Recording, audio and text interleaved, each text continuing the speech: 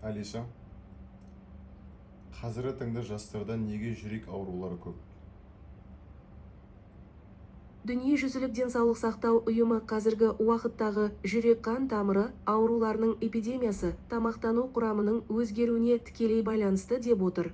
Қоршаған ортаның 80%-дан артық жағымсыз факторлары адам ағзасына жеген тамағы арқылы әсер етеді. Артық салмақ және семіздік, жүрек-қан тамыры ауруларының, қант диабеті және басқа да күрделі аурулардың қауіпті факторы болып табылады. Сондықтан адамдардың дұрыс тамақтану мәдениетінің де маңызы зор. Жүрек-қан тамыры ауруларын қоздыратын тағы бір себеп – стресс, торығу. Ол адамдарды жасына қарамай, жүрек талмасына ұшыратады.